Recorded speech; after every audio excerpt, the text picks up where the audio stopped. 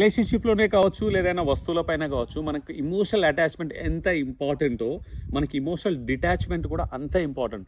For example, మహాభారతంలో అభిమన్యుని గురించి అందరికి తెలిసిందే. చక్రవ్యూహంలోకి ఎంటర్ అవ్వడం తెలుసు అతనికి, అదొక అటాచ్మెంట్ లాంటిది. కానీ అందులోంచి బయటికి రాలేకపోతాడు అతను డిటాచ్ అవ్వడం తెలియదు. సో అంత పెద్ద యోధుడు, ఒక వీరుడు తన ప్రాణాలను కోల్పోతాడు. సో ఇక్కడ అంత మనకి ఎక్స్ట్రీమ్ ఎండ్గా మనకు లైఫ్లో ఉండకపోవచ్చు ప్రాణాలు పోయేంత, కాకపోతే మనకు ఇమోషనల్ అటాచ్మెంట్ తర్వాత లైఫ్లో డిటాచ్ అవ్వడం తెలియకుండా మాత్రం మనం ఇమోషనల్గా చాలా సఫర్ అవుతాం. అంటే మనకు స్ట్రెస్, యాంగ్జైటీ, ఈవెన్ డిప్రెషన్లో కూడా వెళ్తాం. డిటాచ్ అవ్వనందుకు వీటన్నిటి ద్వారా మన బయాలజికల్ హెల్త్ కూడా ఇంపాక్ట్ అవుతుంది, mental health and biological health. ఎందుకంటే ఒక నెగిటివ్ హార్మోన్స్ రిలీజ్ చేస్తాయి, కార్టిసాల్, అడ్రినలిన్ అలాంటివి బయోకెమికల్స్ మన మైండ్, మన బాడీలో రిలీజ్ అయ్యేసరికి మన ఇమ్యూనిటీ సిస్టమ్ వీక్ అవుతుంది.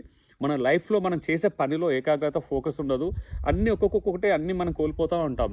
కానీ అదే ఇమోషనల్ అటాచ్మెంట్ ద్వారా మనకి ఎన్నో లాభాలు ఉన్నాయి. పాజిటివ్ హార్మోన్స్ వస్తాయి, లైక్ ఆక్సిటోసిన్, డోపమిన్, సెరటోనిన్ లాంటివి మనకి ఇమ్యూనిటీ పెంచుతాయి, హ్యాపీగా ఉంటాం.